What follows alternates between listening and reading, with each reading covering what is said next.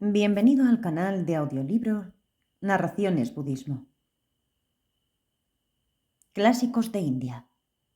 Aryasura, el compendio de las perfecciones. Paramita Samasa, traducido por Upasaka Losang Gyatso, narrado por Cristina Ingrid.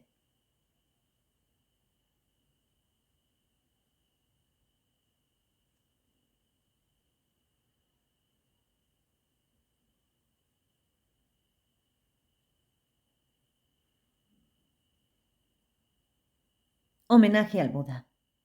Capítulo 1. La perfección de la generosidad. Dana Paramita. Aquellos que deseen alcanzar el estado de un Tathagata deberían de tomar primero refugio en las tres joyas, Buda, Dharma y Sangha, con gran respeto, con la mente inmersa en el pensamiento de la iluminación, de la bodhicitta, consiguiendo en primer lugar la inversión entre uno mismo y los otros.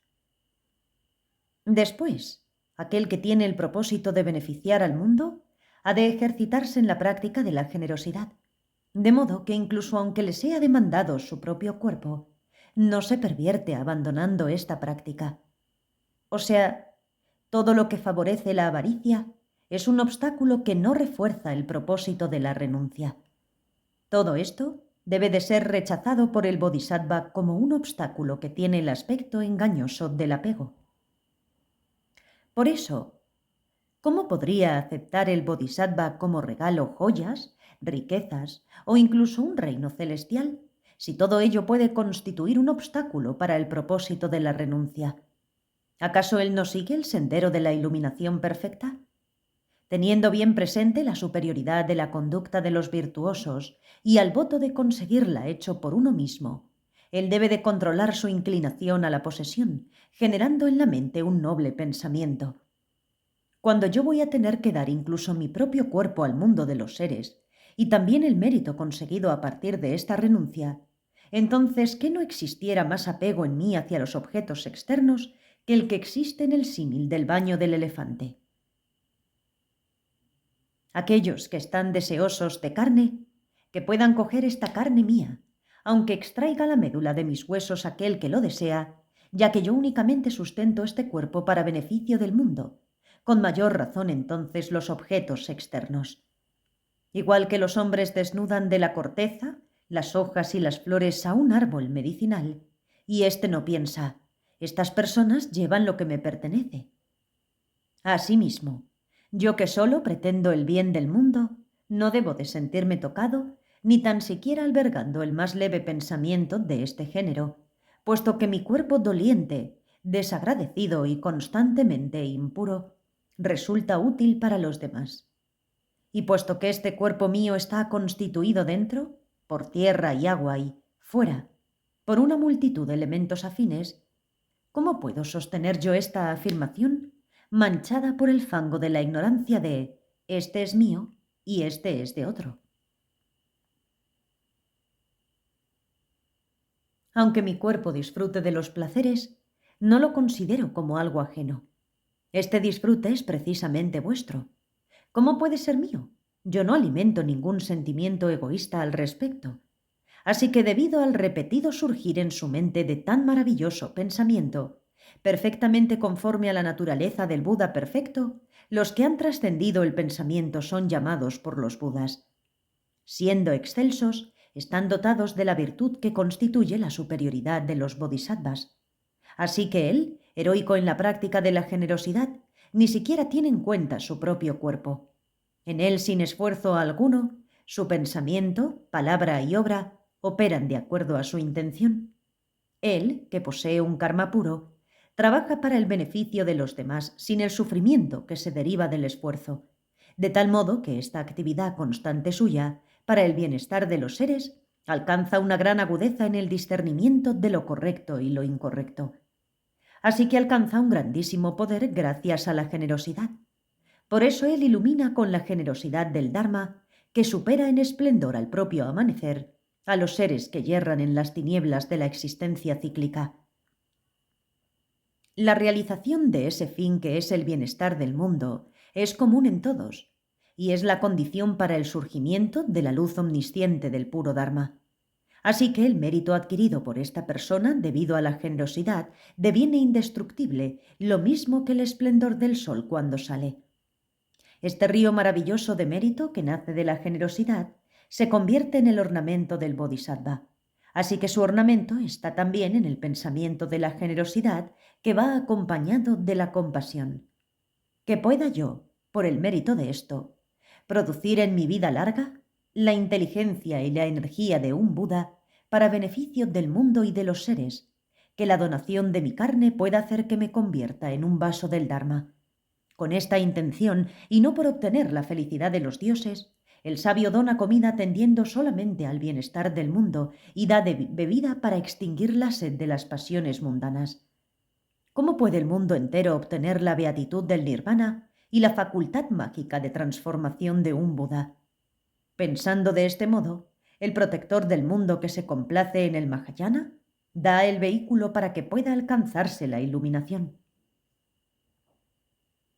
Para hacer surgir en sí mismo la luz dorada, que es característica del cuerpo de un Buda perfecto, y el ornamento que consiste en la modestia, él dona generosamente y con una actitud de respeto diversas clases de ropas según las estaciones.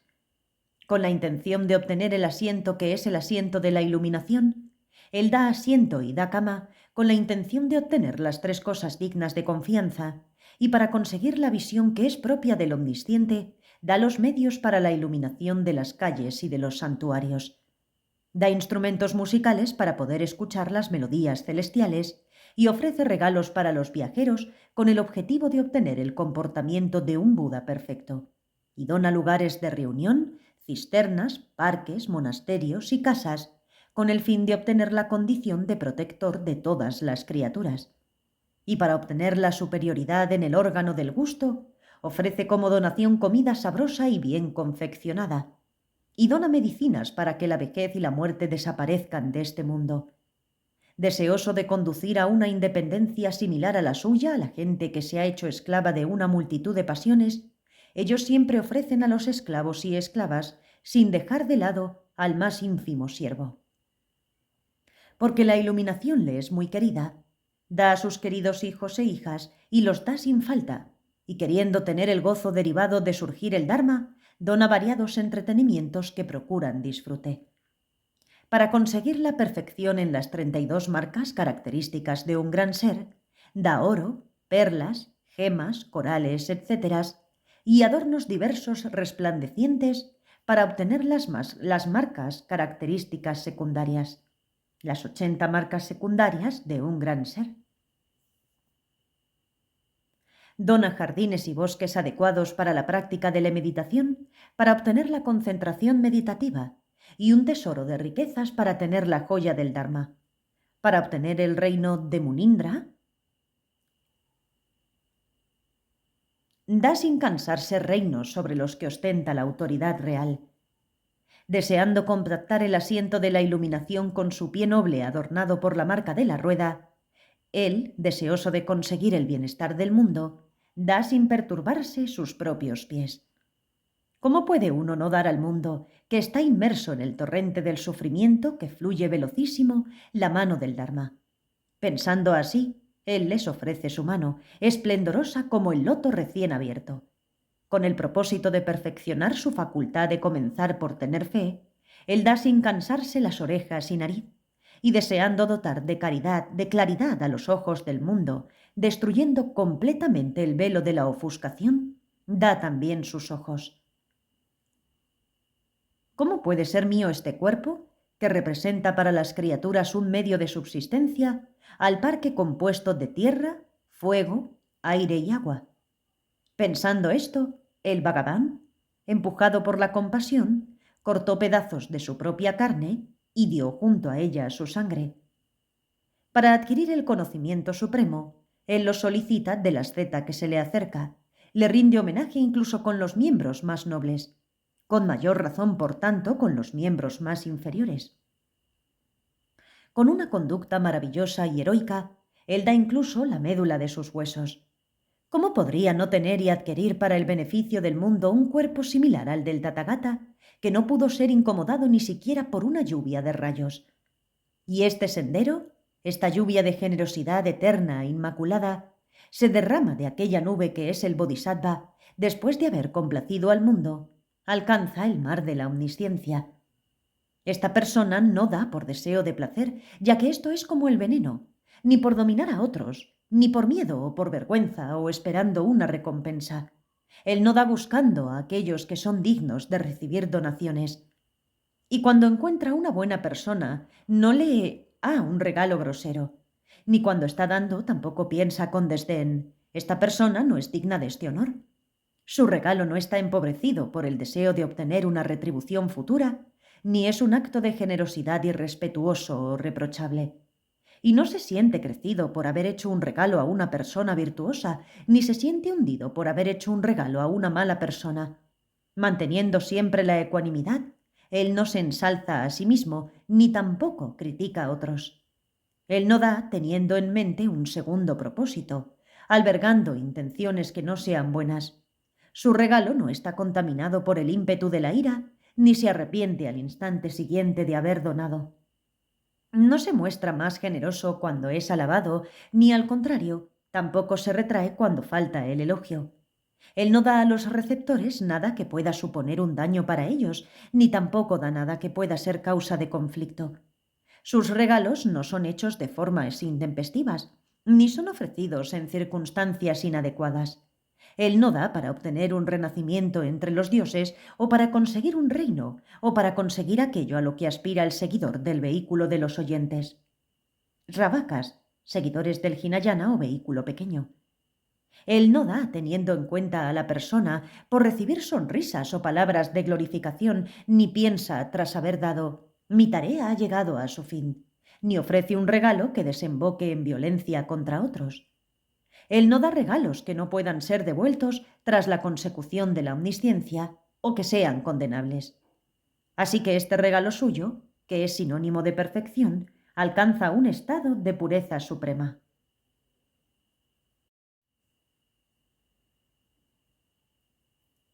Ni siquiera el mérito acumulado por todos los hombres que puedan encontrarse hasta los confines del mundo es capaz de superar al que se deriva de su generosidad, porque él siempre es el primero en el mundo. ¿Cómo puede tener un límite o un final esa lluvia de generosidad de él, bien asentado en las 5 sabidurías, hace caer por todas partes para beneficio del mundo, ya que se renueva constantemente? Todo lo que sirve para la consecución del mundo sin defectos, el nirvana, y que sirve para alcanzar una omnisciencia indestructible, eso no está contaminado por nada de los 3 reinos sujetos a la destrucción: los reinos del deseo, forma y sin forma. Lo mismo que el cielo no está contaminado por las nubes. Y todo esto asume la forma de la vacuidad y carece del defecto de la existencia inherente, porque él ha llegado a separarse realmente de la contaminación mental, que es la propia esfera de lo no diferenciado.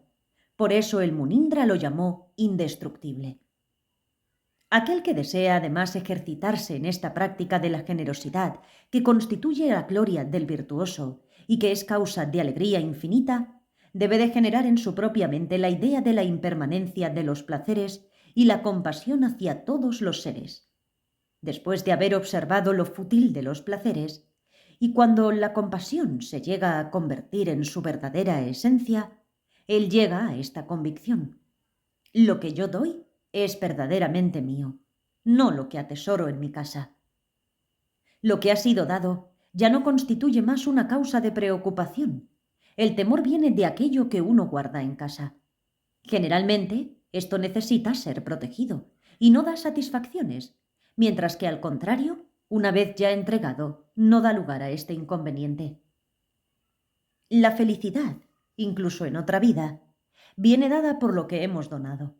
En cambio, el dolor experimentado en esta vida es consecuencia de lo que no hemos dado, ya que la riqueza de los hombres no dura mucho, pues se parece a un cometa, el cual tiene la propiedad de traer consigo la desventura. Las cosas no dadas se convierten en pérdida, mientras que lo dado llega a ser un tesoro de riqueza, La riqueza, que en sí misma es inconsistente e insustancial, adquiere sustancia si es utilizada con la intención de mejorar el mundo. Los necios alaban la acumulación de aquello que, cuando ha sido donado, merece el elogio de la persona sabia. De hecho, la separación de las pertenencias de uno, si se realiza por medio de la generosidad, se convierte en prosperidad y bienaventuranza. Lo que es dado no provoca el nacimiento de nuevas faltas, mientras que la avaricia es una práctica innoble que lleva a cometer faltas. La generosidad se identifica con el sendero del bien, porque un sendero contrario a este de la generosidad es llamado, por el ser noble, un camino erróneo. Porque cuando llega a nosotros un mendicante ofreciéndonos una oportunidad para aumentar la acumulación de mérito necesaria para alcanzar la iluminación, deberíamos de impregnarnos de la convicción de ser servidor suyo y sentir hacia él la clase de efecto que ha de tener uno hacia un amigo espiritual.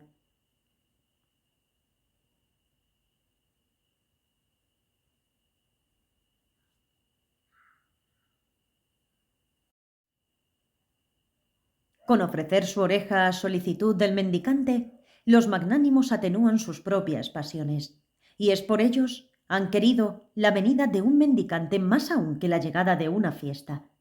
Y luego el que aspira a alcanzar la iluminación, después de haber encontrado un mendicante, si no pudo darle nada para carecer de medios, entonces debe de contentarlo con palabras dulces y amables para evitar que se vaya enojado.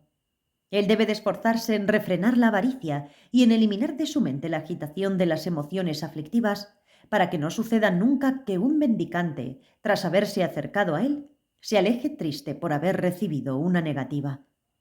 ¿Cómo podría asentarse el pensamiento de la iluminación en la mente de aquel que es avaro? La mente bondadosa no acepta el cometer faltas, lo mismo que el mar rechaza los cadáveres.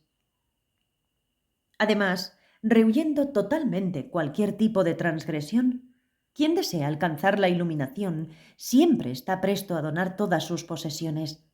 ¿Qué relación va a poder haber entre quien alberga el pensamiento de la iluminación, que es el único héroe capaz de salvar el mundo, y este modo de actuar humano que la cobardía hace ineficaz? El origen de esta generosidad es el pensamiento de la iluminación, del cual no debe de separarse nunca aquel que desea practicar esta clase de generosidad, porque a juicio del Buda perfecto, el primero entre todos los donantes es aquel que aspira a la renuncia suprema. Capítulo 2. La perfección de la moralidad. Sila Paramita. Aquel se esfuerza en ser amable con los seres. Adornado con la buena conducta que es propia del Buda perfecto, debe de esforzarse ante todo en poseer él mismo una conducta pura, porque de ésta se origina la fuerza de la ética moral. En la vida él está completamente dedicado al amor hacia los seres, de forma que no permite que la perfidia pueda surgir, ni incluso en sueños. Haciendo que su felicidad consista en ayudar a otros, evita los placeres de los demás como los anillos de una serpiente. Con la mente libre de toda propensión hacia los opuestos, esto es, el apego y el rechazo, el placer y el dolor, etc. Y, sobre todo, de toda inclinación hacia la esposa de otro, él trabaja para el bien de los seres, realizando aquellas acciones que son dignas de un hombre virtuoso. Pronuncia siempre aquellas palabras que son amables debido a su dulzura, oportunidad y que se ajustan a la verdad. Palabras que no ocasionan disputas y que llevan a la comprensión de la verdadera esencia del Dharma. Toda palabra de enfrentamiento es desterrada de sus labios. Así que lo que yo he decidido, lo que yo he debido de hacer con gran esfuerzo para el beneficio de esta persona, él lo ha realizado con los medios adecuados y sin fatiga.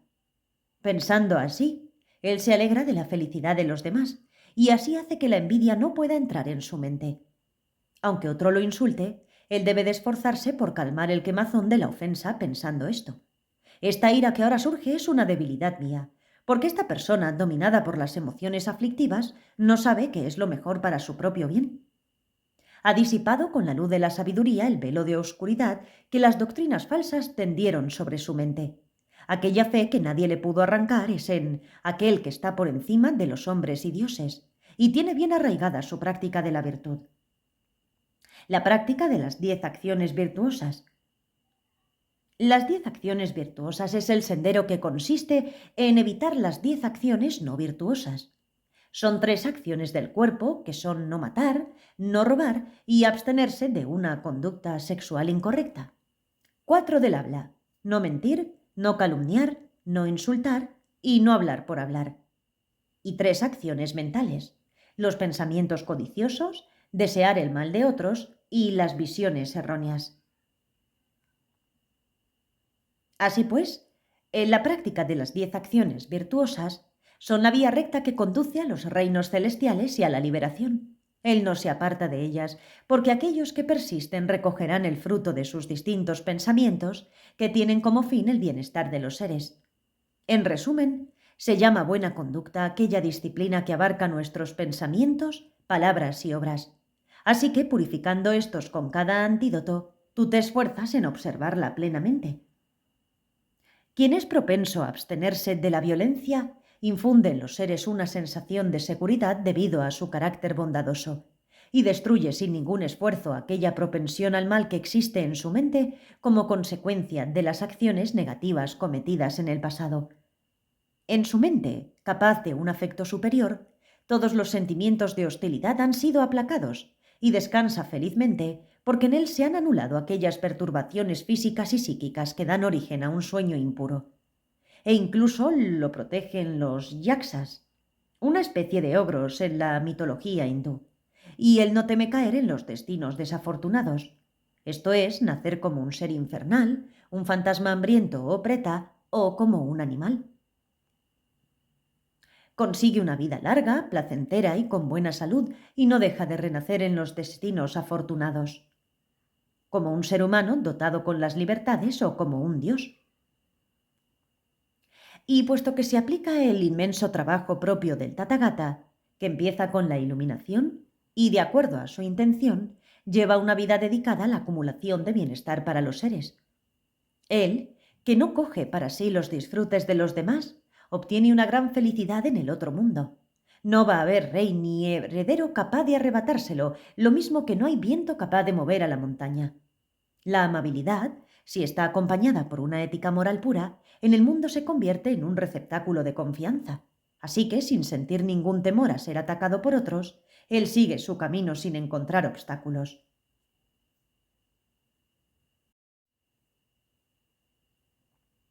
Quien abandona la riqueza sin dificultad puede mantener sin esfuerzo una ética moral pura, pues tiene purificada su mente de las contaminaciones y solo aspira a conseguir la iluminación suprema. Absteniéndose de una conducta errónea que no persigue los placeres materiales, gozando de la paz que proviene de control de sus sentidos, gracias al elogio tributado por los seres, alcanza dondequiera una fama que se extiende hasta los confines del mundo. Ante las mujeres él se encuentra imperturbable, considerándolas como si fueran su propia madre, y por el mérito acumulado en base a ello se convierte en un munindra impasible. Evitando las palabras que no sean conformes a la verdad, lleno de gozo, con la mente alejada de toda perfidia, él logra lo que ha de ser hecho sin esfuerzo alguno y que concuerde con el Dharma, y así consigue que su palabra sea aceptada por todos. ¿No resulta maravilloso el hecho de que él, para quien la verdad es muy querida, sea protegido por los dioses? Dotado de una naturaleza divina, él sigue el sendero de la virtud y ellos son los testigos de sus acciones. Que los hombres vean en él un modelo a seguir y lo quieran, eso sí que sería algo para maravillarse aquí en el mundo, porque normalmente la gente pobre en virtud mide a los demás por su propio rasero. Podría decirse que la fronda de lotos azules, perfumada, deliciosa y encantadora, está dispuesta a refugiarse al verlo a él, quien es similar a un loto, viendo su superioridad sobre las otras flores. Y discerniendo lo correcto de lo incorrecto a la luz de la sabiduría luminosa que salva de los destinos desafortunados, él, testigo de sí mismo, se sonroja cuando los pensamientos no virtuosos surgen en él accidentalmente. Así que él, con su carácter puro, poco a poco llega a no temer a otros y a no ser temido, porque su palabra está estrechamente conforme a la verdad, no tiene necesidad de protección al convertirse él en un tathagata. Los ataques de los enemigos no pueden herir su cuerpo, ni su numeroso séquito puede serle arrebatado por otros, y está libre de la calumnia, poseyendo una fe indestructible cuya esencia es la comprensión del Dharma. Él se alegra de tener un afecto que nada pueda destruir y una compasión que no puede ser negada y que no cesa de esforzarse para el beneficio de los seres, y alcanza la condición de Muni, reuniendo en torno a él a la asamblea de los discípulos absolutamente inseparables y que le acompañan incluso en otra vida. El lenguaje injurioso es un velo de las aflicciones que, como el polvo, se levanta ante el ejército del enfado por obra del viento impetuoso levantado por la imaginación. Eso oculta el esplendor de nuestra buena fama y entonces debe de ser quitado con la lluvia del amor.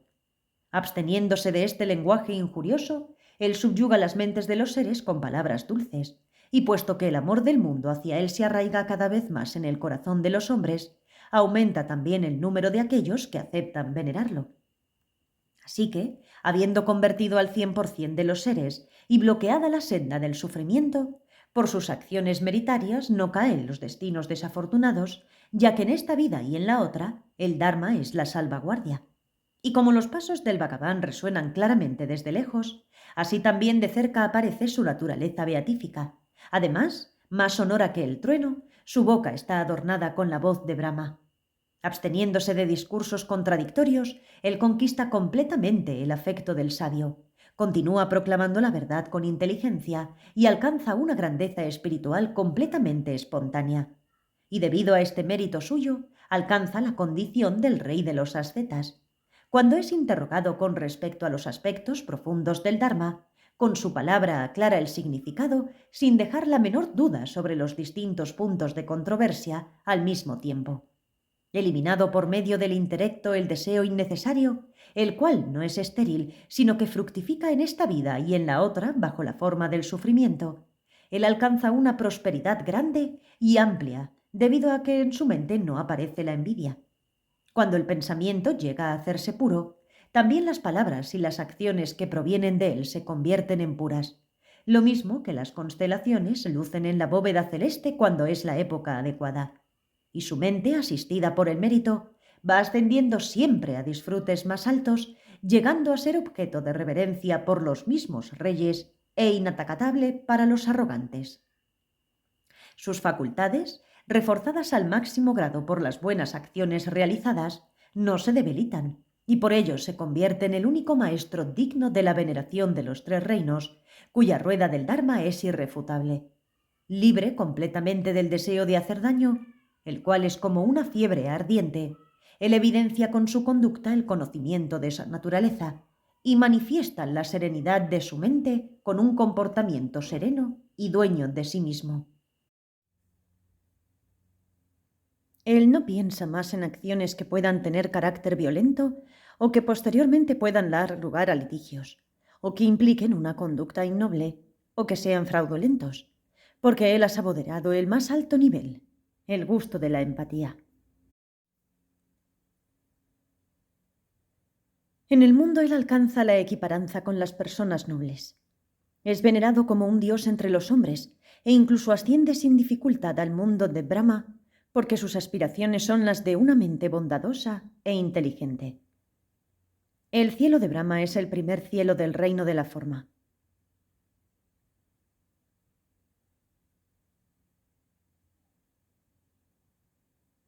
Alegrándose de la prosperidad de los seres, él serena sin esfuerzo los espíritus, lo mismo que la grata estación de otoño restaura el agua de los cauces sin la turbulencia de la estación de las lluvias. Con su aspecto, que resulta agradable a todos, con una conducta maravillosa que tiene como base el conocimiento, él incluso se puede decir que reúne en su condición de Muni todo el diverso conocimiento individual del mundo llevado a un grado de perfección. Sobrepasando de un salto el camino fangoso de las doctrinas falsas, él conquista a aquellos amigos de corazón bondadoso, y sabiendo que está sujeto a los efectos de sus propios actos, aunque se encuentre en un peligro de muerte, no realiza ninguna acción negativa. Su fe en el victorioso se hace inquebrantable, y no se debilita por maravillosa que sea la fortuna que pueda recibir. Él adquiere firmeza en la vida de santidad y se encamina, por tanto, para alcanzar la condición suprema, el estado de un Buda completamente despierto. Rechazada la doctrina de la permanencia del cuerpo, él no cae en los destinos desafortunados. Habiendo eliminado las causas de tal caída y con un conocimiento que no encuentra obstáculos, avanza sin impedimentos por cielo y tierra. Los atributos de Munindra, que se manifestarán en el futuro Buda con el fin de beneficiar a los seres, y para que pueda ser alcanzada la omnisciencia, se inclina ante él, incluso aquellos que los realizadores solitarios no han conseguido.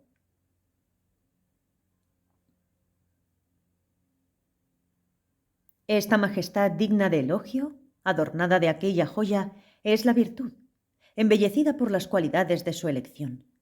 ¿Qué persona sabia no desearía conquistarla, especialmente si desea el bienestar de todos los seres? ¡Qué maravillosa felicidad entre los hombres, sumamente placentera!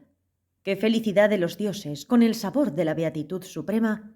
Incluso los atributos de un Buda no se derivan de la ética moral, la cual es su origen.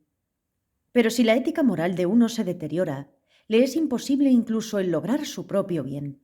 ¿Cómo podría tener entonces la capacidad de beneficiar a los seres? Así que el método de la persona sabia, que se dedica de forma superior al bienestar del mundo, no consiste en una aplicación liviana de esta ética moral. El sabio renuncia a aquello que debe de ser abandonado, incluso aunque fuera tan pequeño como un átomo, y teniendo en cuenta el gran peligro que hay en ello, no interrumpe la ética moral que es propio del bodhisattva, ni siquiera por su propia felicidad. Se ocupa de que su ética moral no esté enferma de defectos o de fisuras tales como miradas, caricias y diversiones prohibidas, o que se haya hecho incierta al prevalecer la miseria moral propia del malvado. Aquella conducta virtuosa que está libre de manchas o defectos, que es independiente porque sigue los pasos de la propia inclinación, que es irreprochable, que está adornada por los elogios del sabio y por el cumplimiento de todos los preceptos, es completa y tolerante. Esta es la conducta que él debe de observar acumulando karma blanco, acciones virtuosas, en gran cantidad. Con prácticas dificultosas que solo miran al bienestar de los seres, y siendo un reflejo de la pureza de su mente y con el control de sus sentidos que se deriva de su atención plena, él pone todo su empeño en guardar la buena conducta ética, destruyendo las malas inclinaciones de los seres, las cuales aumentan continuamente, lo mismo que el sol disipa las tinieblas. Por estar con el ánimo alegre, gracias al uso de los ungüentos, las vendas y otros medicamentos para las heridas del cuerpo, que son empleados como remedios para el dolor, a pesar de que hubieran sido obtenidos por él siguiendo las reglas, le da vergüenza levantar su mirada a la cara de los demás. Viviendo en todas las condiciones laudables que acompañan a la ética moral y que tienen su origen en la práctica de la virtud, considera la soberbia como un defecto y teme la fama que de ellos se deriva, puesto que cada clase de ganancia, por el hecho de que pone luz a la calidad de aquel que la realiza, se transforma en un enemigo camuflado de amigo. El éxito quiebra a la persona débil en los votos, lo mismo que hace el frío rayo de la luna con las flores de loto. La ética moral es definida como el hábito de la virtud, y toda la virtud consiste en el pensamiento de la iluminación, el cual a su vez viene puesto en práctica con la virtud de la compasión. Así que él mantiene siempre una conducta compasiva hacia todos los seres. Todo lo que se produce sin apegarse al reino del deseo, ni al reino de la forma, ni al reino sin forma, esto se llama realmente conducta virtuosa. Quien desea confirmarse en la ética moral en todos los universos infinitos, pone en práctica la ética moral para beneficio de todos los seres. Esta es lo que llamamos la perfección de la moralidad. La práctica de la ética moral es una vía para alcanzar una condición superior, y es el legado de aquellos cuya naturaleza está hecha de compasión, y es la pureza de carácter propia de quien posee una conciencia superior y el ornamento supremo exento de orgullo. Es la agradable fragancia que interpenetra los tres reinos, es un maquillaje que no hace abandonar los votos tomados. La ética moral es algo que diferencia a los hombres, distinguiéndolos incluso sobre aquellos que poseen una figura hermosa. La supremacía libre de arrogancia y orgullo, ante la cual todo el mundo se inclina sin necesidad de amenazas, es propia de aquellos que por la firmeza de carácter no se vanaglorian y la obtienen sin necesidad de fatigarse discutiendo.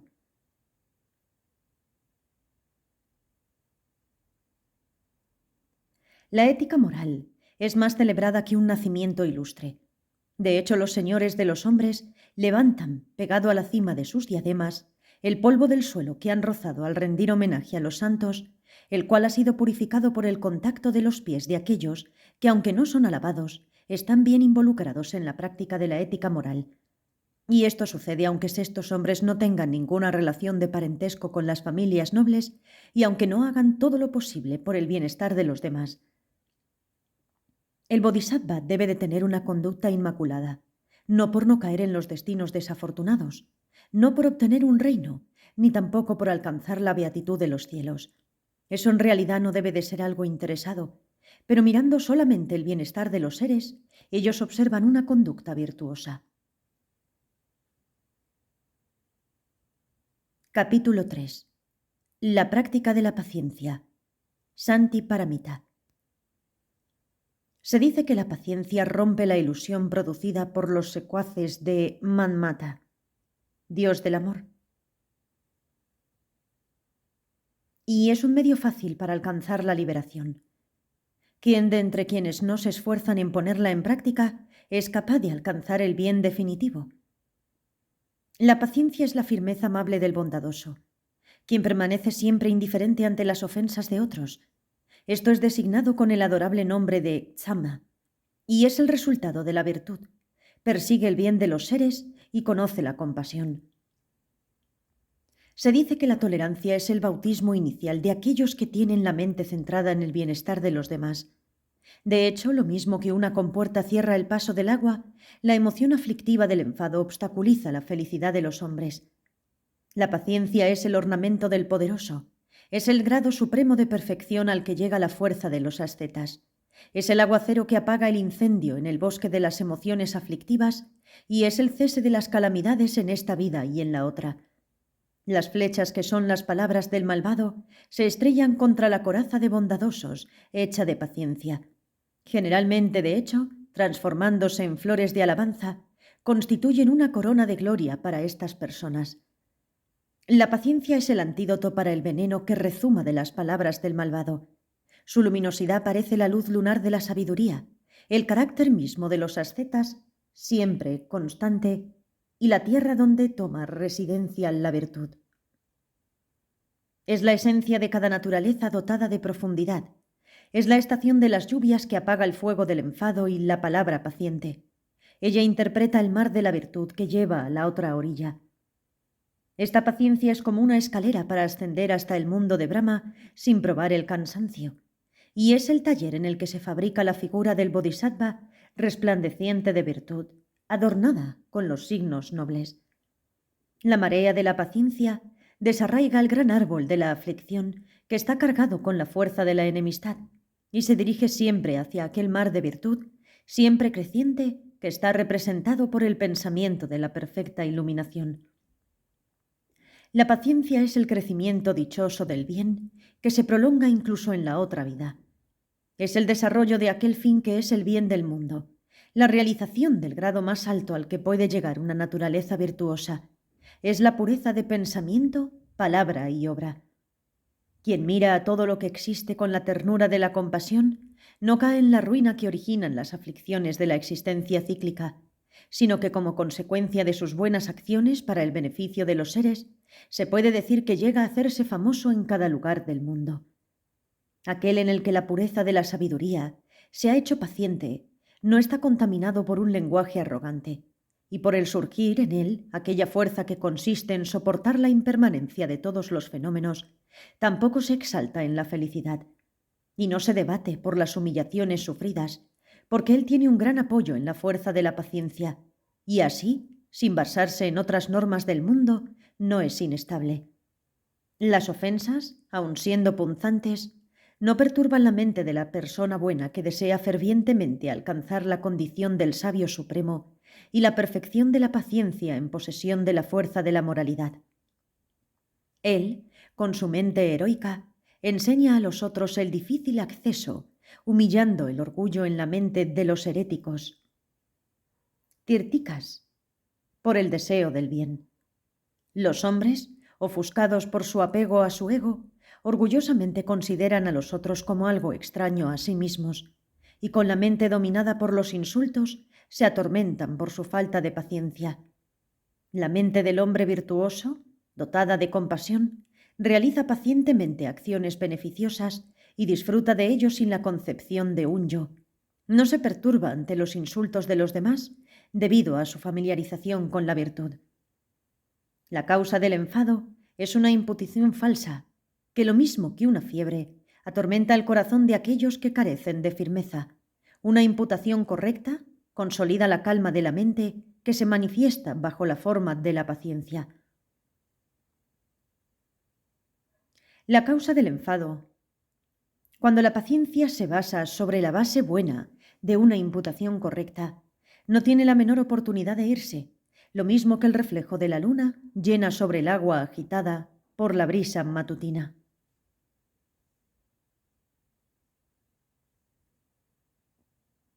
Para aquellos que saben lo que es verdaderamente la tolerancia, dicen que en realidad la paciencia consiste en poner fin a las imputaciones, porque el sabio, considerando el mundo como un sueño, se esfuerza en poner fin a las elaboraciones conceptuales. Se dice, ¿acaso un ojo hace reproches al otro? ¿O estos a su vez hacen reproches a los oídos o a los otros sentidos? Una tolerancia de este tipo protege la esfera de los sentidos, pero esta no es la paciencia en su significado más profundo. Las palabras insultantes son impermanentes, como lo son incluso aquellos que las pronuncian y el fenómeno de la audición, y también ese enjuiciamiento mío que se deriva de ello. Consideraciones similares sobre la impermanencia de los fenómenos no pueden decirse realmente de la paciencia suprema. No puede decirse que el autor del insulto exista realmente, ni tampoco que exista la persona a la que va destinada. Esta carencia de substancia de las cosas que se alcanza pensando esto no es la paciencia, está alejada también del grado supremo. En dependencia de esta o de aquella cosa, nacida de aquel estado de ánimo que se llama aprobación y desaprobación, placer y dolor.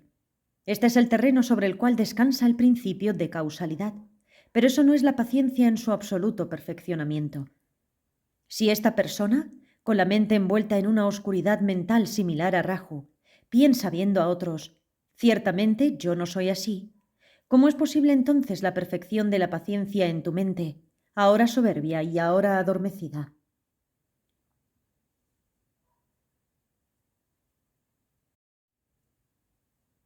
El eco de las secuencias del sonido es algo transitorio. Como por una máquina, eso se forma momento tras momento.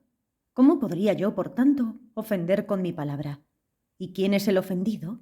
¿Y cuál la ofensa? Tampoco esta forma de pensar no es la paciencia verdaderamente superior. Si esta persona, con el fin de destruir mi falta, no hace ningún caso de mis ofensas al Dharma, en verdad no me ve visto un amigo con más compasión que él. También en este caso, se trata de una aplicación falsa de la palabra paciencia. Es alguien que considera sólo la dependencia de uno mismo del karma y que soporta pacientemente en vista de sus consecuencias. En realidad, ni siquiera una paciencia de este género alcanza su apogeo, arruinada por la reflexión. Siendo objeto de paciencia por parte de otros, mi volubilidad, maldad, falta de pureza y carácter egoísta, pero no lo que es opuesto. Esta paciencia consiste en la pacificación de los contrarios, pero tampoco es la paciencia suprema, dado que está aplicada en dualidad. La persona que es capaz de discriminar la verdadera naturaleza de las cosas sin cansarse, se acerca al bienestar de los otros. Pero no es esta la paciencia que llega al concepto de todas las cosas, porque una paciencia de este tipo no carece de reflexión. En cambio, cuando los diversos grados de opinión, igualdad, superioridad e inferioridad han llegado a ser completamente eliminados, entonces respecto a aquellos que practican la vía de la identidad, afirmamos que esta es la paciencia suprema que tiene una esfera infinita. Como nada nace de sí mismo ni de otro distinto o de ambos, o sin ninguna causa, las cosas no desaparecen por sí mismas o por causa de otro distinto, o por ambos o sin ninguna causa.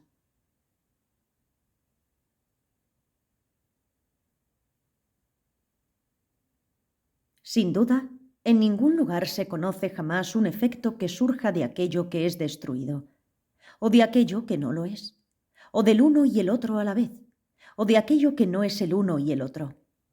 Sin embargo, de la realidad absoluta nace un efecto. La paciencia que considera así las cosas es la paciencia carente de dualismo. No es nacida ni de lo que existe ni de lo que no existe. Tampoco puede darse, sin haber nacido, la destrucción de cualquier cosa de cualquier modo. En la mente de aquel que considera la idea de la existencia como substancialmente vacía, surge la paciencia perfecta.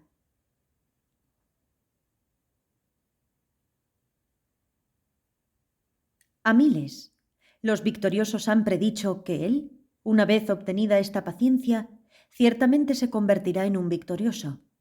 Y él, con la mente recogida, refleja siempre en la práctica aquellas acciones que sirven para el bienestar de todas las criaturas. En tanto que uno tiene la mente apegada a la existencia material, el ofuscamiento mental lo conduce a la dualidad. Por ese motivo, el origen de la liberación está lejano para él, lo mismo que el cielo de la tierra. Él alcanza maestría en el Dharma, en los votos, en las acciones, en los poderes milagrosos, la fe en los nacimientos sucesivos, y así incluso obtiene una habilidad excelsa en la práctica de la purificación, en la propia mente, en la fuerza de la sabiduría y finalmente en la vida. Y él obtiene esta riqueza excelsa, que es propia de aquellos que han domado las pasiones, que consiste en la realización indestructible del bienestar de los demás.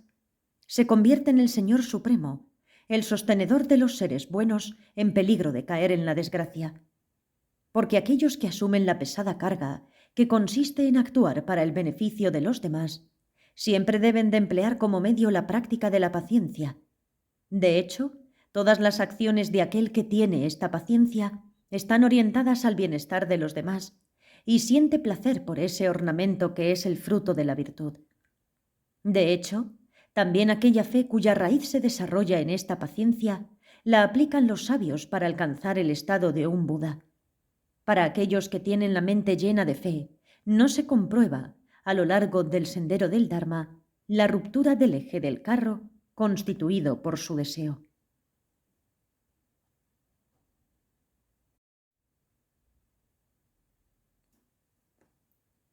Capítulo 4. La perfección del esfuerzo. Virya Paramita.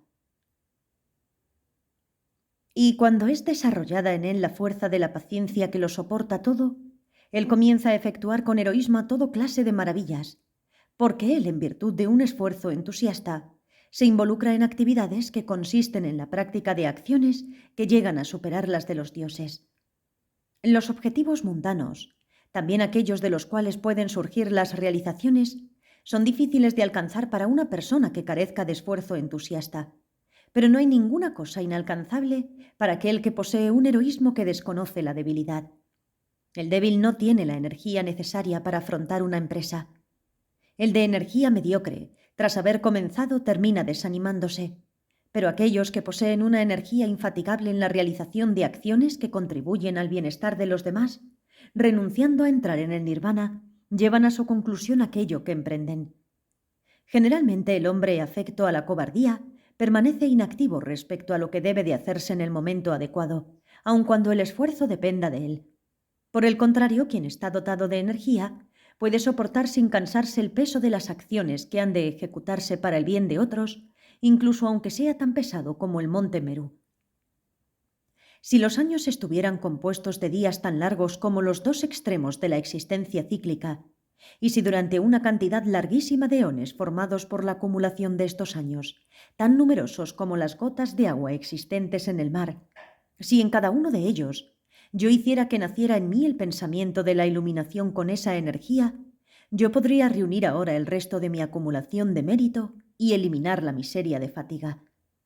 Si en cada uno de estos eones venideros yo realizara el pensamiento de la iluminación y la provisión de mérito que aún me resta, yo, empapado de la firmeza que está basada en la compasión, alcanzaría la iluminación. Así, los sabios, no prestan atención al pensamiento del sufrimiento propio que se deriva de la permanencia en la existencia cíclica, y se dice que esta inmensurable firmeza que les envuelve como una coraza es la primera empresa de aquellos que han tomado el voto del Bodhisattva y que están penetrados de compasión hacia los seres. El hecho de que él, transitada con los pies toda la tierra, que es un poco menos que un fuego de paja y que está oscurecida por el armamento, puede ver a los sabios y proteger el néctar sagrado del Dharma, y el hecho de que él, con el movimiento de los pasos, acoge en su mente este propósito. Esta multitud de seres que yo he de sacar del fango de la existencia cíclica debe de ser la que me dirija hacia la felicidad del nirvana. Y el hecho de que él se encamine por el camino del beneficio de los demás y que purifique su pensamiento para ventaja de los seres, todo esto constituye la segunda empresa de aquellos que poseen una energía indestructible en la actuación que ellos han comenzado. Y el hecho de que al mismo tiempo en el que surge el mérito, este es dedicado completamente a la obtención de la condición de un Buda perfecto, esto es llamado la acción feliz que lleva a la consecución del estado indestructible. Lo mismo que una gota de agua que venga esparcida junto con una gran cantidad de agua no va a ser perdida, del mismo modo, no podrá ser destruido el mérito que ha sido dedicado a la consecución del estado de un Buda perfecto. Por esto, el que tiene la mente purificada por la compasión piensa que pueda este mérito mío tener como fruto la omnisciencia respecto a lo animado e inanimado, emprendiendo el esfuerzo necesario para la conquista de este mérito. Se dice, nadie puede liberar en un solo día a la inmensa cantidad de seres que habitan en un universo de 3000 mundos, e incluso en todo un eón ellos no pueden llevar a la maduración ni siquiera a una mínima parte de los seres. Pues habiendo comprendido que el número de los seres es infinito, aquel que está dotado de un esfuerzo no raído por la pereza, todavía está deseoso de llevarlos a la liberación. ¿Qué meta importante puede ser inalcanzable para él? Toda la acumulación de mérito del mundo, multiplicado por 10, logra su realización bajo la forma de cada pelo bien formado en cada poro de la piel del victorioso. De este mérito que ha tomado cuerpo en aquella base que es el pelo, multiplicado por 100, surge una marca secundaria, y por tal vía se van originando en el cuerpo de este bodhisattva el resto de las marcas características. Y de todo este cúmulo de mérito que posee una virtud tan grande, interpenetrando las marcas secundarias, se forma el adorno de las características exclusivas. Laksana, una de cada vez, las cuales indican la condición de Buda conseguida por él. Y del mérito que origina el surgir de los signos excelentes, multiplicado por 1000, nace en él un mechón de pelo en el entrecejo. Urna, de color agradable y de una belleza resplandeciente como la de la luna llena. Y el mérito que produce el surgir del mechón del pelo del entrecejo, multiplicado por 100.000, hace que sea posible que aparezca en lo alto de su cabeza el adorno de una protuberancia, un isha, como si fuera el ornamento de la sombrilla real. Para beneficio de otros, yo debo de acumular este tesoro de mérito. Este pensamiento supremo de la iluminación exige un esfuerzo enérgico. ¿Por qué entrada podría penetrar en este pensamiento una persona con pereza mental? Incluso admitiendo que todos los seres del mundo llegarán a ser similares a un realizador solitario, un solo bodhisattva que sea constante en la paciencia posee un poder mágico superior incluso al de aquellos, y ello es debido a su sabiduría. Y puesto que él posee una energía inagotable en la práctica del bien, tanto en el aspecto mundano como en el supramundano, alcanza una condición inmutable de superioridad con respecto a aquellos que quedaron estancados en la fuerza de la paciencia. Y además es muy superior a aquellos la persona para quien la iluminación está condicionada a un solo renacimiento. Y en verdad, ¿qué decir de aquel que poseyendo un gran esfuerzo enérgico va desde el principio a la raíz misma de la iluminación? Y si el mundo de los seres estuviera completamente lleno de una sabiduría pura semejante a la del Bodhisattva, eso no representaría ni siquiera una mínima parte de aquel que está en la raíz de la iluminación y cuyo último renacimiento provoca el dolor de Mara. Y aunque todos los individuos, sin excluir a ninguno, tuvieran una mente purificada por una sabiduría similar, Todos ellos en relación a la fuerza moral no pueden compararse tan siquiera a un fragmento de una parte de la de este ser puro. Así que solamente aquel que tiene una naturaleza compasiva, capaz de atravesar el increíble mar del conocimiento y que está dotado de una intuición que no encuentra obstáculo a la hora de penetrar el pensamiento de otros, puede atravesar el cielo que es el esplendor de la sabiduría. Y en él nace la compasión hacia todos los seres, que consiste en un afecto similar al de una madre. Y entonces se manifiestan en él todas las características únicas de un Buda perfecto. Quien está dotado de esta virtud de actuación, de la cual se derivan cosas inmaculadas, y que es la característica de los seres nobles, los aryas, brilla sobre todo por la superioridad del esfuerzo enérgico como el sendero del Dharma con sus 8 constituyentes.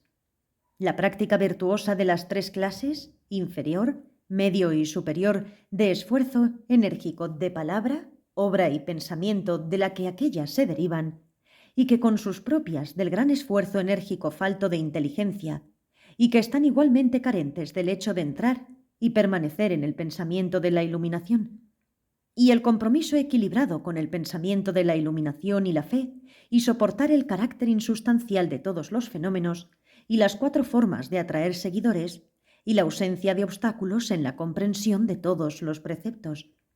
Y el hecho de no quedarse estancado permaneciendo en el fango de la existencia cíclica y no adquirir lo que pertenece a los 3 reinos y dar todas las posesiones y no exacerbarse por esto, ni por el conocimiento propio de quien es experto en todos los aspectos del Dharma, y la firmeza que no es afectada por las ofensas de los demás, y la ausencia de desánimo intelectual, y la firmeza a la hora de involucrarse en las acciones virtuosas, y tener la mente gozosa que se deleita únicamente en la discriminación. Y el reconocimiento en los 4 niveles de concentración, y la reflexión sobre el pensamiento considerado como insustancial, y el no saciarse de las muchas cosas oídas, y la entrada en la regla que se deriva de haberla considerado detenidamente, y la enseñanza de los preceptos tal como han sido oídos, y certeza de la infalibilidad del Dharma, y el dominio de las 5 sabidurías, y la intensidad en la práctica de las que son superiores, y la adquisición completa de los poderes mágicos, y los medios hábiles, y el actuar sin necesidad de esfuerzo, y el ejercitar la renuncia perfecta y la liberación de lo que es puro e impuro, y la destreza en el control de los sentidos, y la clarividencia, y la consideración de los requisitos necesarios para entrar en el sendero y seguirlo punto por punto. Todo esto representa la energía vasta y maravilloso en sus dispersos aspectos de entrada y permanencia en el pensamiento de la iluminación. La acción de entrada, que tiene el objetivo de generar esta energía indestructible, no es la base principal. Y no obstante, el sabio se acerca a las acciones que tienen un fin particular y permanece en las acciones materia de conocimiento, pues debido a su compasión él no abandona la esfera de las acciones, y sin embargo, debido a que está dotado de un gran esfuerzo enérgico, entra en la esfera de la inacción. Oír los preceptos que nunca antes habían sido escuchados, la ausencia de enfermedad, el no ser atacado por ningún otro, el cumplimiento de los preceptos oídos, disfrutar de los favores incluso de los dioses y el alcanzar todas las clases de absorciones. El hecho de que las acciones no virtuosas vayan desapareciendo en él continuamente, y de que él, armado con la maza de la virtud, no vaya a la ruina, y el hecho de que él florece como un loto blanco en virtud de acciones que tienen un fin superior al de la ley humana, y una gran fama, y una alegría que trae felicidad, y la condición superior de una mente carente de bajeza, y la virtud de esta persona virtuosa que es percibida incluso en esta vida. Todas estas cosas se originan en base al esfuerzo. ¿De qué maravillarse? Dado que el hombre bien determinado que confía en el esfuerzo alcanza incluso el estado de un Buda perfecto, el cual es venerado por los 3 reinos y que posee virtudes innumerables e inmensurables, ¿quién no se aplicaría entonces en el esfuerzo?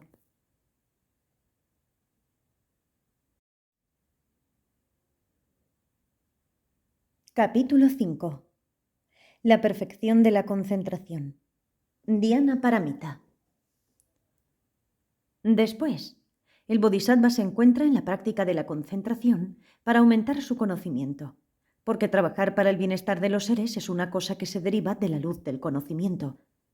El conocimiento superior brilla en el intelecto sin manchas gracias a la meditación, lo mismo que el disco lunar en el cielo otoñal libre de nubes. Aquel que mantiene una conducta pura gracias al amigo virtuoso, el buen amigo que lo acompaña, y tiene la mente apaciguada porque le queda poco por hacer y está rodeado por las bendiciones del conocimiento. Quedándose al pie de un árbol con el terreno cubierto de hierba agradable porque no es cultivada, perfumado por las flores del bosque o en la casa de la persona feliz, sólida por la compañía de la concentración, las cuales están, por decirlo así, situadas en abismos profundos debido al silencio que se debe a la ausencia de voces humanas, o morando en un lugar desierto, situado en un bosque profundo o en arboledas en la montaña, oyendo el rugido de los leones, o donde quiera que haya un lugar libre de las miserias de la sociedad, correctamente sentado en la posición llamada postura del héroe, virasana, manteniendo el cuerpo erguido, habiendo establecido en su corazón una protección hecha de conciencia y proclamado con la compasión lo inoportuno de los pensamientos no virtuosos.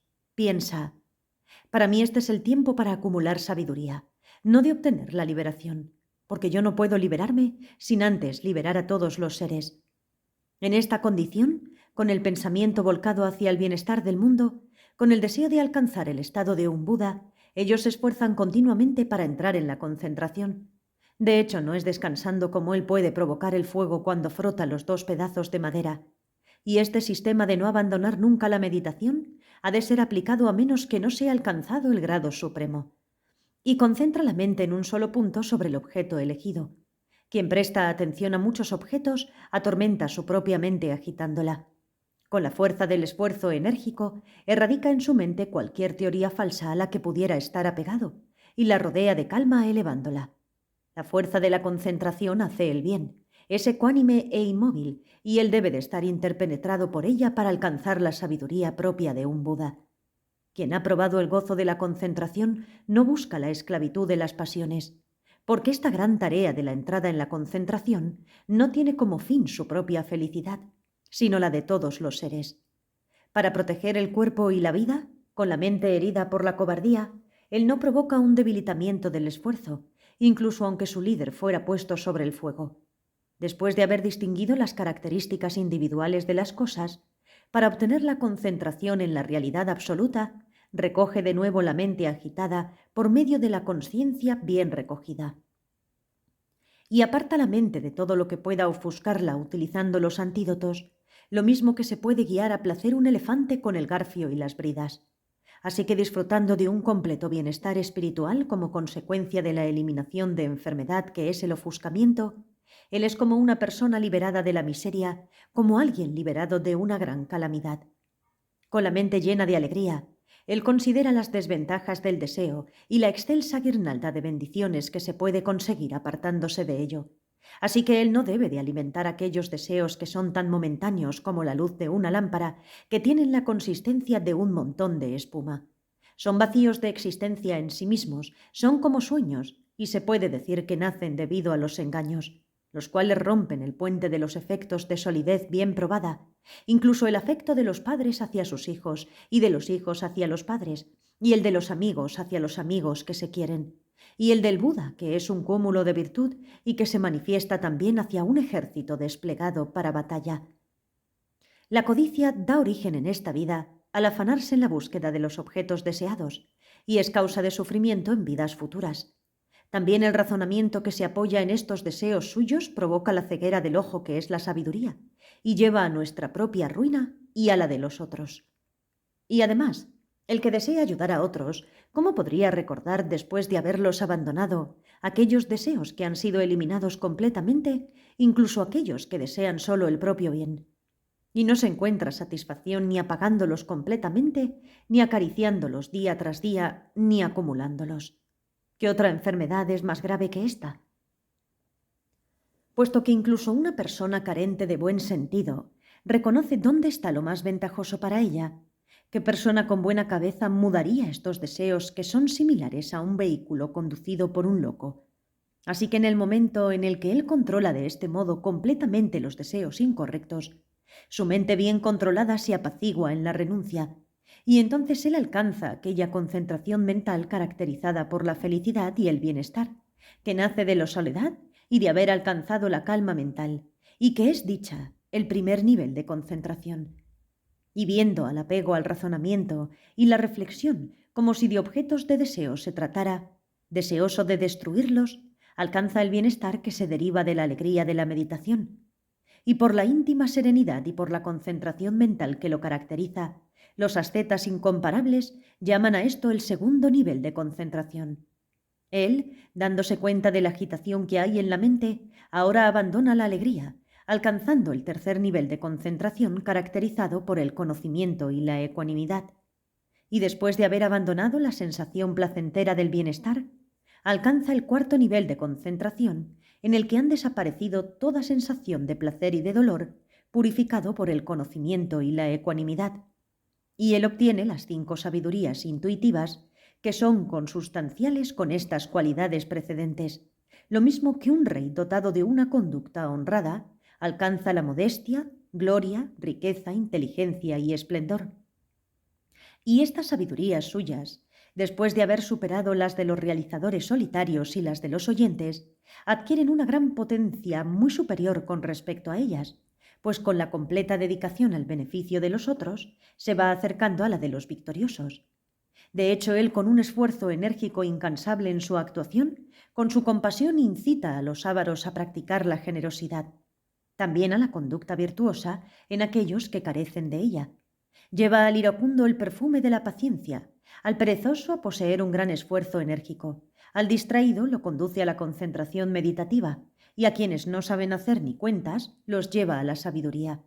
Pues él, con un rayo de actividad infinita, ilumina el mundo con una luz brillante que emana de él, como hace el sol con sus rayos.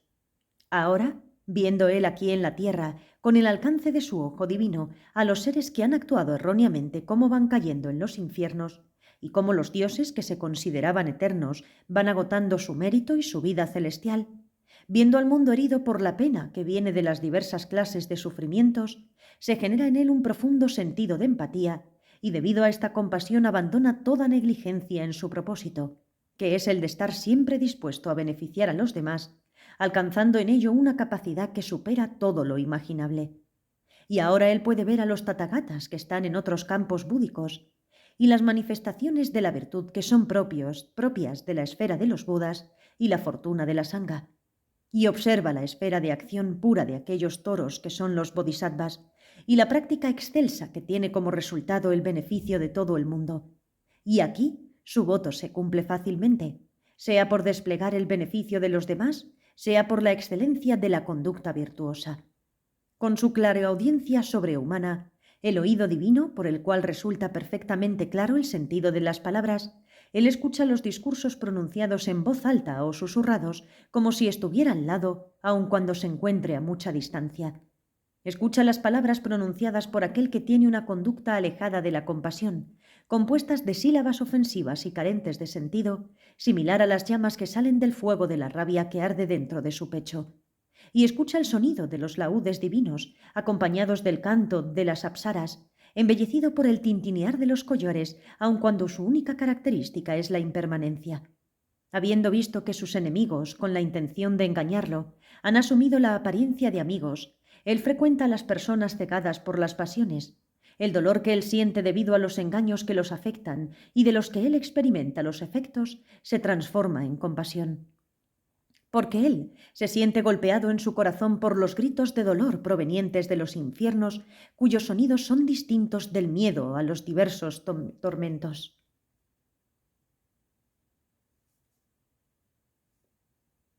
Imbuido hasta la médula de una gran compasión, lo mismo que un buen caballo instigado por la aguda punta de un garfio se refugia en el poder supremo. Entonces, de los Budas que están en los diversos mundos de las 10 direcciones, él escucha la enseñanza del Dharma eterno con el deseo de liberar a todos los seres.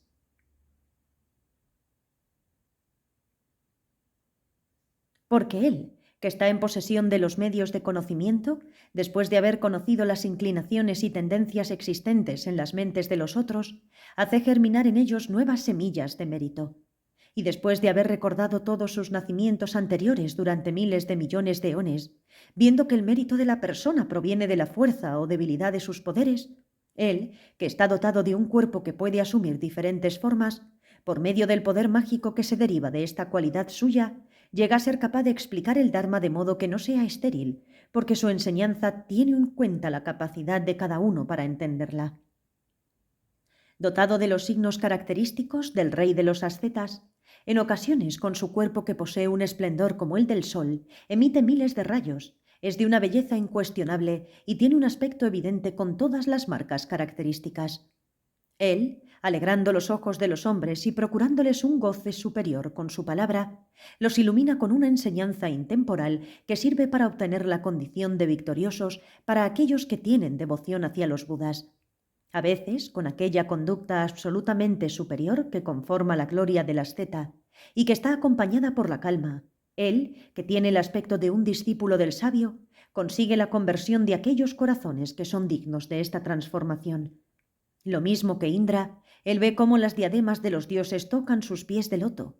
Unas veces él da riquezas como si fuera Danada, un epíteto de Kubera, el dios de la riqueza. Otras veces posee un esplendor maravilloso como el de Brahma.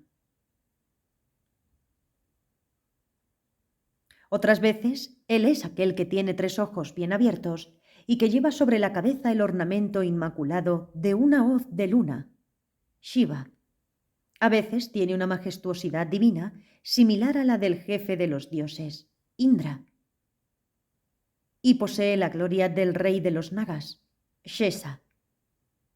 A veces es semejante al rey de los dioses, Guyaka, que tiene las manos rojizas debido al fuego del rayo. A veces él es similar a aquel que tiene como distintivo una gran piel de antílope, y por decir así, la luna de los ascetas que han alcanzado la virtud. A veces es similar a aquel cuya belleza divina brilla sobre la superficie del amplio tórax con los rayos luminosos de la joya Kaustuba, Vishnu.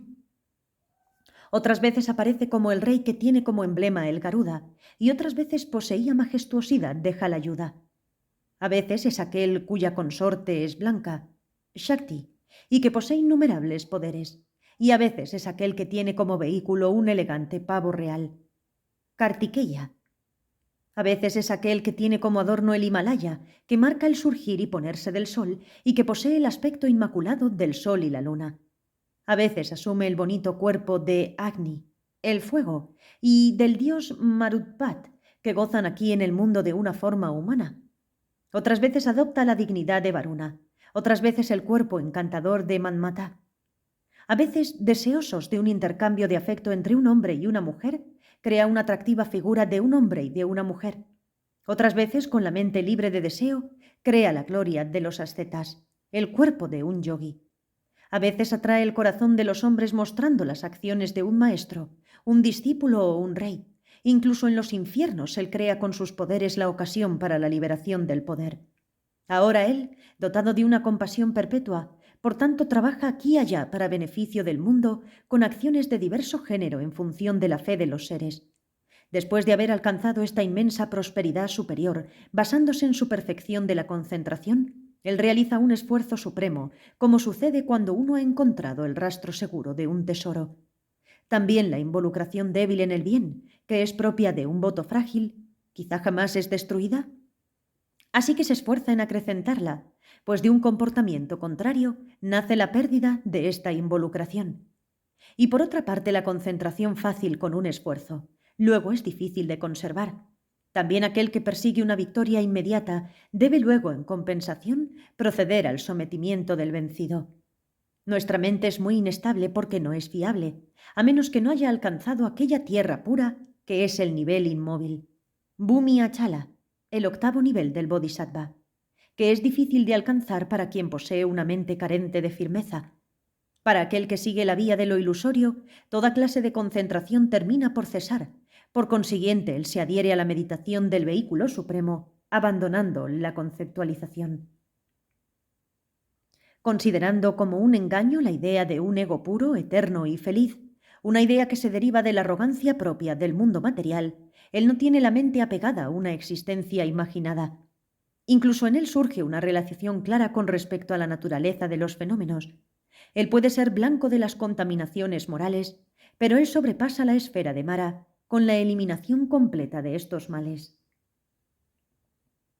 De hecho, quien está manchado por la falta de apego a las cosas mundanas no es ocasionado por la pureza de la práctica meditativa. Apoyarse en las cosas, de hecho, está acompañado de la inconstancia, y también se dice precisamente que está unido a la tosquedad de la mente. Pero se dice, aquella que se apoya en las cosas materiales es la senda que conduce a las realizaciones de la vida práctica. Realmente no es posible que cualquier cosa nazca en cualquier lugar, pues no es admitido lógicamente el nacer de lo que es y de lo que no es. Ahora, con la mente clara como el cielo, sin apego a nada de los tres reinos, manteniendo una conducta heroica libre de imaginaciones, con su palabra que es agradable sin necesidad de esfuerzo alguno, él explica la actividad humana, teniendo solamente como objetivo el bienestar del mundo, y una vez alcanzado el completo dominio de la mente, no pierde el poder de concentración. Después, con las diversas clases de absorciones meditativas, cuyo adiestramiento está fijado por la regla y que están dedicadas solamente al bienestar del mundo, lo mismo que durante la estación lluviosa los mares son engrandecidos por el agua aportada por los ríos, él engrandece a sus esposas.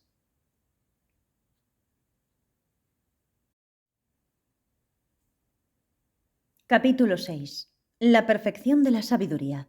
Prajnaparamita. Este mérito que se deriva de la generosidad y demás, cuando está unido a la sabiduría, resplandece de modo excelso, como los collares de oro brillan debido al esplendor de las joyas que están engarzadas. De hecho, la sabiduría produce una gran eficacia de este mérito en las acciones, lo mismo que el proceso intelectual aumenta la potencia de los sentidos que procederán con claridad en la percepción de los objetos. Lo mismo que los mecanismos del cuerpo privados de la fuerza vital son incapaces de moverse y están carentes de luz, del mismo modo en el mundo no brillan las acciones ejecutadas por quienes carecen de sabiduría. Lo mismo que el intelecto es el más importante de los sentidos, similarmente la sabiduría es la más importante de las fuerzas, tales como la fe. Quien posee esta sabiduría conoce lo que es virtuoso o no virtuoso, y también es capaz de destruir completamente las aflicciones. No se da la pureza de la generosidad espontánea en aquel que carece de sabiduría cuando desea conseguir un fruto de esa práctica de la generosidad. De hecho, se llama generosidad a la renuncia al fruto para bien de los otros, mientras que cualquier otro uso de la generosidad sirve, por así decirlo, como medio de aumentar las ventajas para uno mismo. El bodhisattva que tiene los ojos bien abiertos gracias a la sabiduría, después de haber donado incluso su propia carne, no se siente ni exaltado ni abatido, sino imparcial como una planta medicinal. Así él sin enojo, con la mente llena de alegría y siempre dispuesto a actuar para beneficio del mundo con una gran generosidad, alcanza la primera tierra pura sobre la cual se apoya para hacer el bien, aquel que es superior al mundo. Pramudita Bhumi. El nivel de alegría. En esta tierra pura, él se convierte por lo general en señor del mundo en virtud de la fuerza de la ética moral, y su mente no puede ser distraída de la iluminación. Ahora él, cuya perfección de la sabiduría le indica el noble sendero, alcanza gradualmente la tierra pura llamada Inmaculada, Vimalabhumi, el segundo nivel del Bodhisattva. Quien mantiene una ética moral pura debido a su inclinación natural, se convierte en señor de los 4 continentes, ve cómo se inclinan ante su mando las coronas de los reyes y se convierte en objeto de adoración por parte del sol como los sabios. Y además, él obtiene señoría sobre los dioses del reino del deseo y también sobre el universo compuesto por 2 y 3.000 mundos, y entonces alcanza la tierra pura llamada radiante, Pravakaribhumi. ¿Cómo puede tener una conducta pura aquel que no ha destruido los oscurecimientos mentales con la luz de la sabiduría? Pues generalmente la ética moral, por carencia de esta sabiduría, queda ofuscada por los defectos de una reflexión errónea. Pero si aquel que tiene sabiduría no desarrolla la ética ni siquiera para su propio beneficio, ¿cómo puede desarrollarla, por tanto, para beneficiar a otros? Él, que ha visto el daño de los vínculos de la existencia, los 12 vínculos de la originación dependiente, desea liberar a todos estos seres. ¿Cómo podría encontrar sitio la perfección de la paciencia en un corazón turbado por las pasiones que son enemigas de la sabiduría? Es como un héroe famoso por su virtud, el cual no puede fiarse de un rey cuyos ojos están nublados en cuanto a que es considerado virtud o vicio. Pero para aquellos que poseen la sabiduría, el daño infringido por los otros se transforma en la virtud de la tolerancia, el cual da nacimiento a la firmeza, lo mismo que las distintas clases de acciones que se hacen se transforman en paciencia en los elefantes de buen temperamento. Aunque el esfuerzo enérgico puro produce fatiga, en las acciones de aquel que posee la sabiduría nace una perfección del esfuerzo que elimina el cansancio que generarían estas acciones.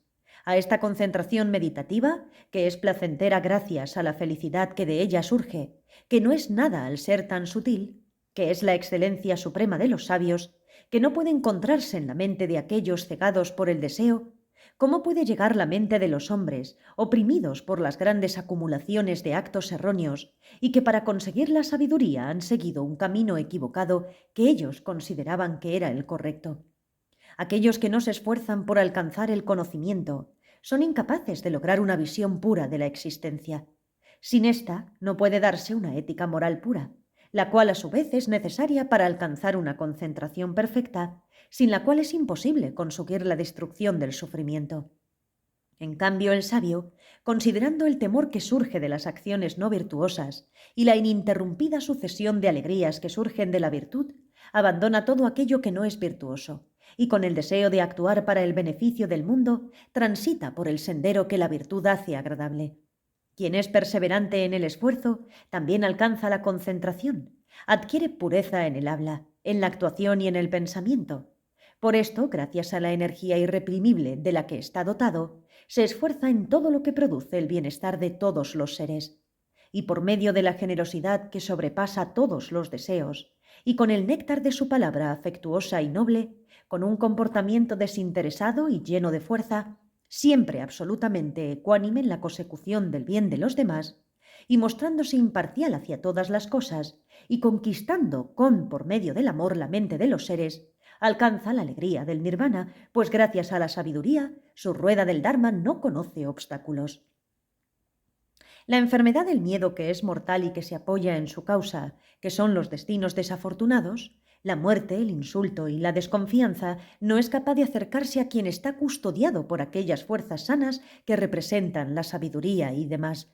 De hecho, todo el miedo nace de la conducta errónea, pero la sabiduría no puede coexistir con la conducta no virtuosa, lo mismo que la luz del sol, a la cual el otoño ha quitado las nubes similares a las cortinas de una ventana, no puede coexistir con las tinieblas.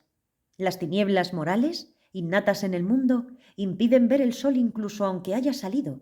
De estas tinieblas, por el poder disipador de la luz de la sabiduría, de ellas no queda ni el nombre. Donde la luz de la sabiduría alcanza un grado alto de potencia, ya no queda nada más que hacer. De hecho, cuando al final de un eón el mundo es destruido por el fuego cósmico, no se ha dicho que quede nada más que quemar.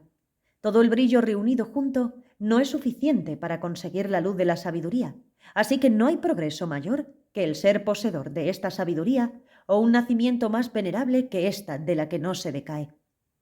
Ya que la doctrina que conduce a la conducta virtuosa y a la calma mental alcanza fácilmente el completamiento en aquellos que poseen sabiduría, por eso el sabio debe de esforzarse en alcanzarla utilizando todos los medios.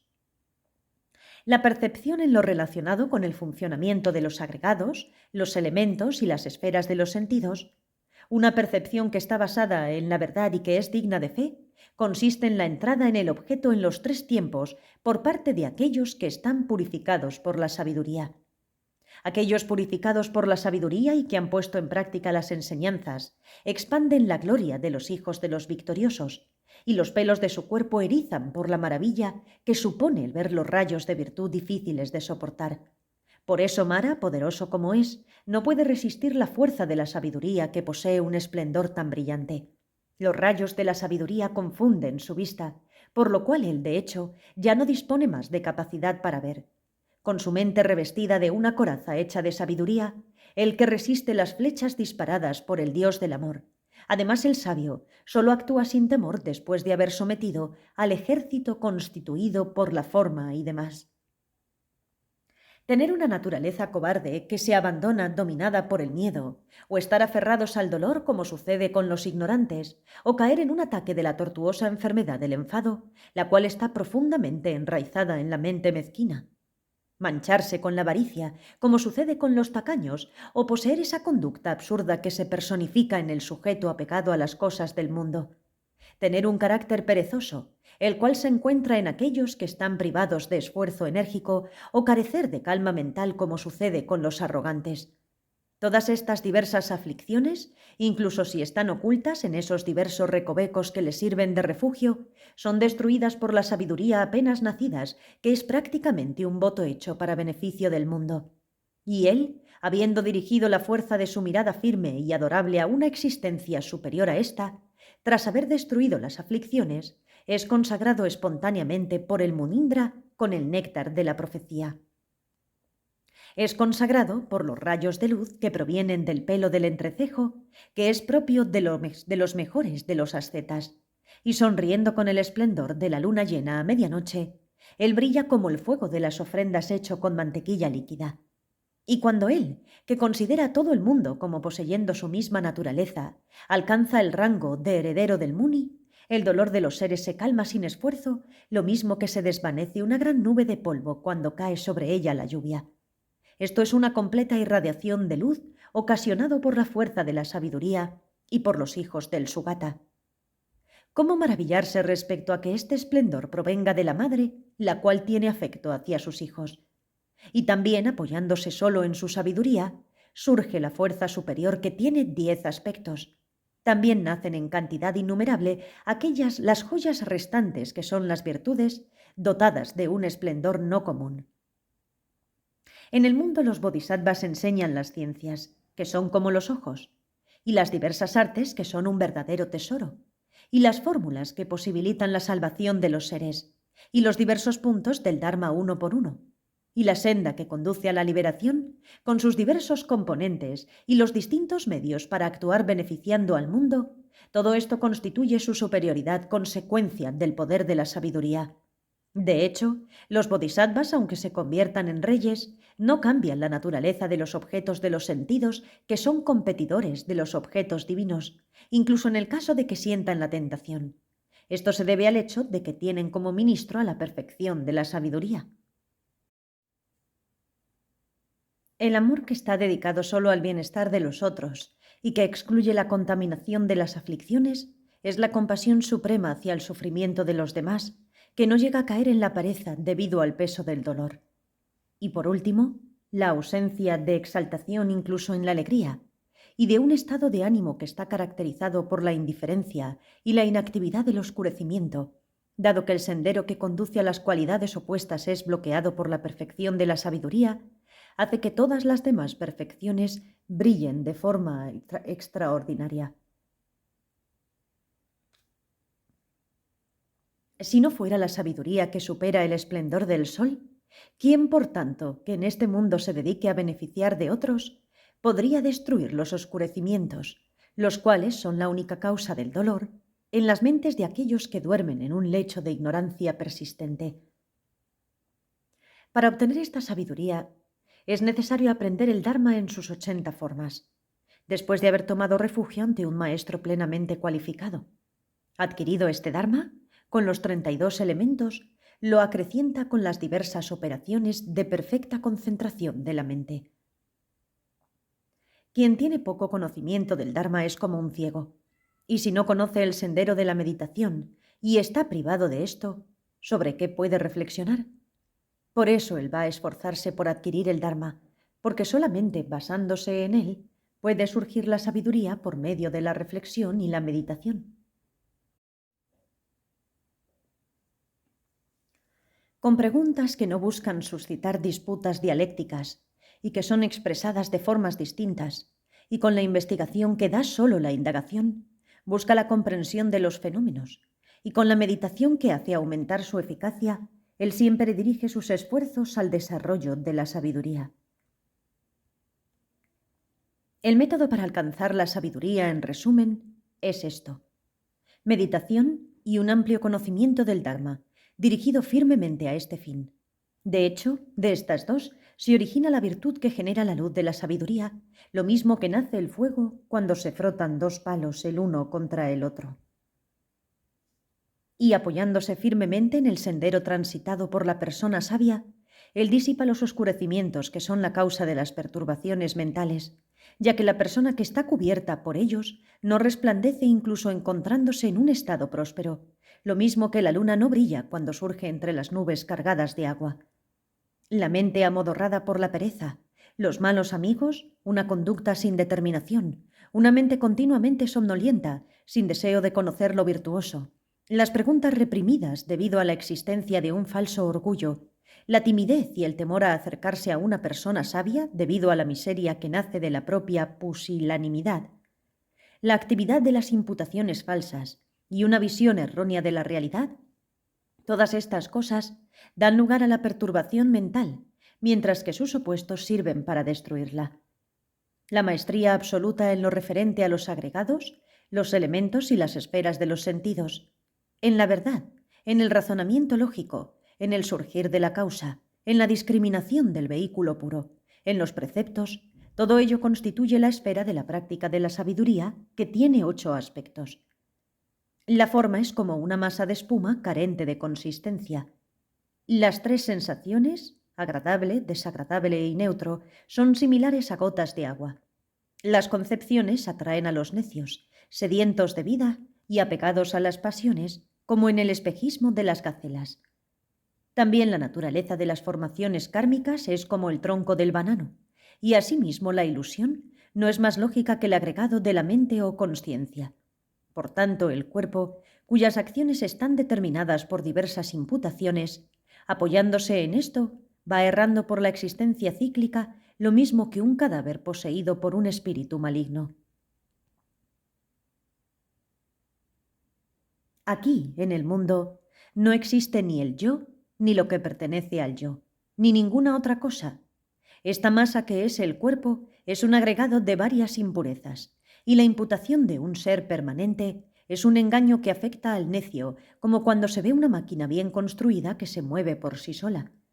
Y ni siquiera el yo es identificado con el ojo, porque esto es transitorio, y al igual que eso no está en el ojo, en realidad el ojo no está en eso. Y todas las otras esferas de sensibilidad interna son distintas del yo, como también aquel en dicho reflejo tiene como objeto el propio yo. También en lo referente con la esfera externa, no es pequeña la diferencia existente entre lo que tiene un cuerpo, debido a las contradictorias características distintivas de los objetos. También la esfera de la consciencia mental es transitoria, y por tanto no es identificable con el yo, y también otro yo identificado con cualquier otra cosa diferente de todo esto es como una flor en el aire. Por lo tanto, todo este dolor existe únicamente porque tiene la mente nublada por la sed de existir. Con la cesación de esta sed, nace una calma superior. Lo que quita la sed es la conducta virtuosa y de la pureza de la concentración nace la visión correcta. Quien posee una visión clara de la realidad piensa, esto nace en dependencia de aquello. Él no encuentra nada sobre lo que pueda decir existe ni no existe. Este mundo le parece el producto de la ilusión, por lo tanto, en lo tocante a los placeres de los sentidos, etc., permanece siempre firme en la ecuanimidad. Lo que fue y lo que será es por igual ilusorio. ¿Cómo es posible que el dolor no nazca de las cosas existentes? Pensando así él, no siente ningún apego hacia las cosas pasadas y tampoco se alegra pensando en las cosas que están aún por venir. Ante uno que es odioso por sus cambios de comportamiento y que porta claramente el signo de una teoría falsa, que es como la huella profunda de una pezuña, ¿qué hombre de mente superior podría sentir afecto, considerando sus engaños dignos de un siervo, y tendría confianza en él tal como debiera de ser?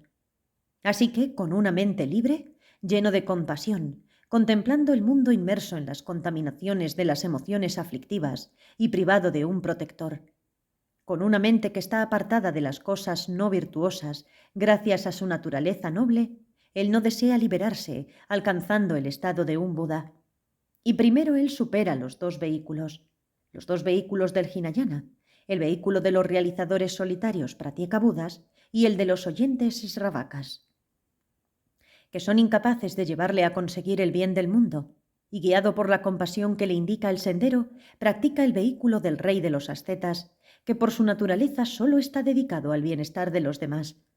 La mente sabia no siente inclinación hacia aquello que atrae al vil, igual que un espíritu pequeño no se detiene jamás en algo grande, y lo mismo que una naturaleza pura se apoya siempre en un temperamento puro. Así que también para las otras cosas siempre se da esta unión con aquellos que son similares. Él, que considera el placer y el dolor similares a un sueño, viendo que esta humanidad es digna de compasión porque es presa de los oscurecimientos, ¿cómo puede considerar importante su ventaja personal, abandonando esa carga que consiste en esforzarse para conseguir el beneficio de los otros y que precisamente por eso le es grato? Aquel cuyas acciones están dedicadas en su totalidad al beneficio de los seres, después de haber abandonado el orgullo falso que reside en la creencia en un ego, con la mente en calma bajo cualquier circunstancia y practicando el sendero de la no dualidad, se abstiene de todo interés mundano. Él, que es maravilloso por encima de todos. Este es el vehículo supremo que da origen a la pureza de la sabiduría. De hecho, de ella nace la omnisciencia propia de los más destacados de los ascetas, la cual se puede decir que es el ojo del mundo como la luz que emana del disco solar.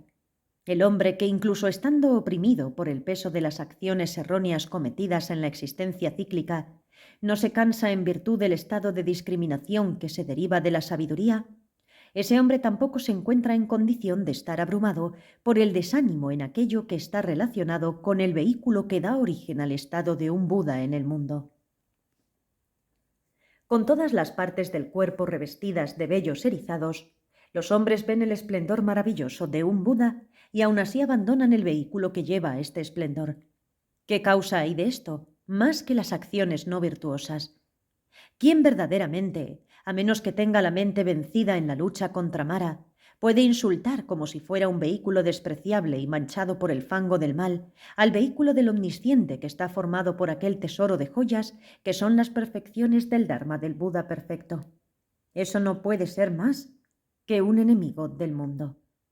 Viendo de una parte a la familia del rey de los ascetas y por el otro a los seres que yerran con los ojos cerrados a la sabiduría, ¿qué hombre no tendría una mente llena de compasión y la energía necesaria para eliminar el defecto de los oscurecimientos?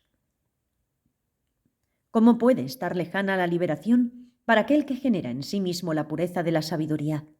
No existe ninguna otra conducta superior a esta. Por tanto, si deseas la liberación, trata de seguirla. De esos lotos que son la colección de los sutras, nacidos en el lago puro de la mente del sabio supremo, habiendo saboreado la miel perfecta, el llamado Sura lo ha dispuesto en este compendio de las perfecciones. Traducido al castellano y anotado por el ignorante y falta de devoción, Upasaka lo Sangyatso. Editado el 20 del 12 del 2018. A Karen. Terminado de grabar en agosto de 2021. Gracias por escuchar.